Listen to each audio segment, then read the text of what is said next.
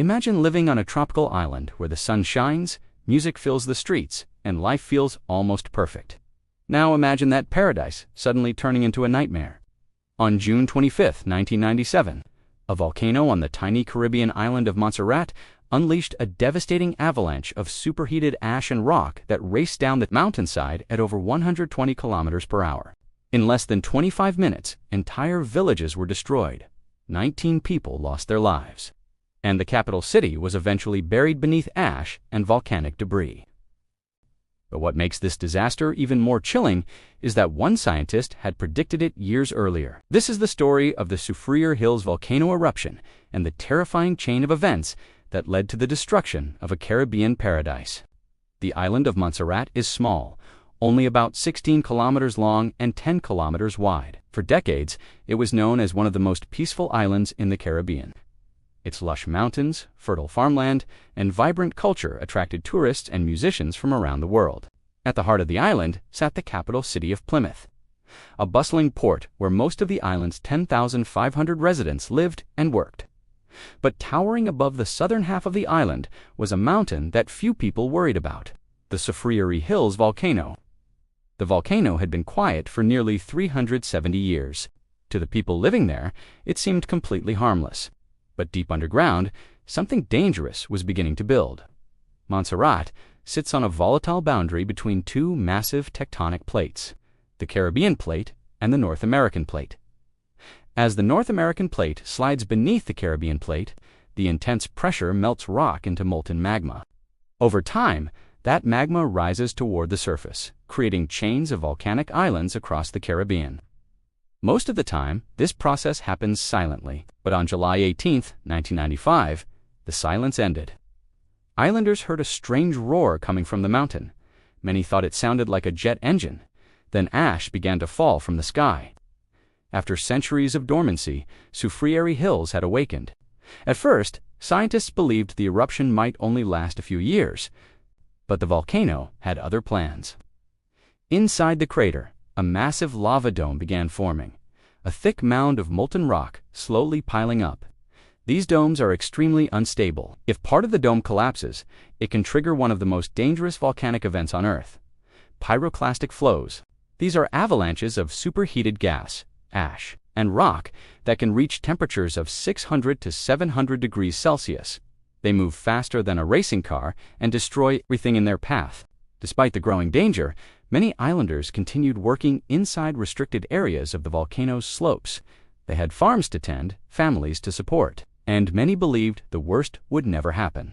By 1997, scientists monitoring the volcano began seeing alarming signals. Seismometers detected increasing earthquakes beneath the mountain. Tilt meters showed the volcano swelling as pressure built inside the magma chamber. This meant magma was rising, and the lava dome was becoming dangerously unstable. On the night of June 25, 1997, earthquake activity intensified dramatically. To the scientists watching the instruments, it looked like the volcano was going into labor. One observer described the pattern as birth pains. Something big was about to happen. That morning, farmers were working their fields on the northern slopes of the volcano. Many had driven past checkpoints into restricted areas. The mountain was hidden in mist. They couldn't see what was happening above them. Then at 12:55 p.m., the volcano exploded. Part of the lava dome collapsed, releasing a massive pyroclastic flow that raced down a valley known as Mosquito Gut. Minutes later, a second, even larger avalanche followed. But the worst was still coming. At 1:08 p.m., a third eruption blasted ash more than 13 kilometers into the sky. This triggered the largest pyroclastic flow of all. A white-hot avalanche surged down the mountainside, traveling at over 120 kilometers per hour. In seconds, farmland and villages were engulfed. People caught in the path of the eruption had only seconds to escape. Some jumped into cars and raced uphill. Others ran on foot through choking clouds of ash. One survivor described the moment as looking into Armageddon. The sky turned black, ash filled the air, and the heat from the volcanic surge made it almost impossible to breathe. In total, 19 people were killed.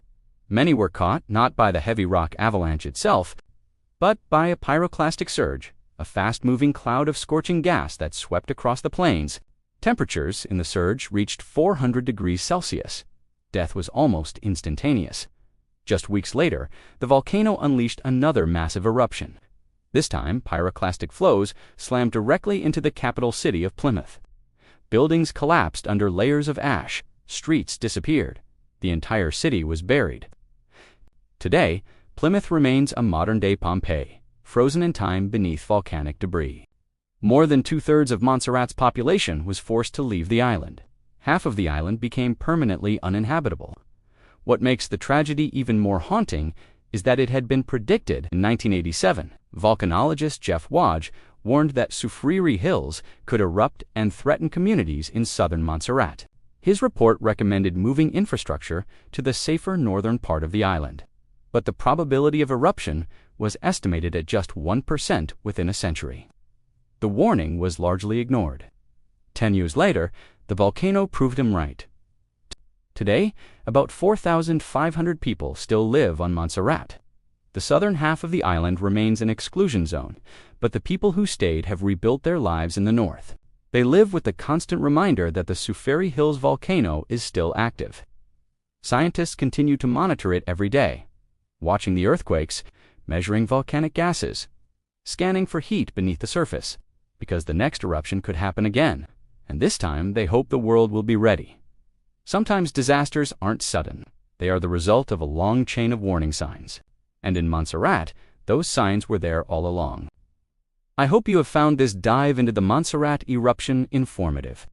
Please like, share, and subscribe for more past, present, and future events in our world. Thanks for watching.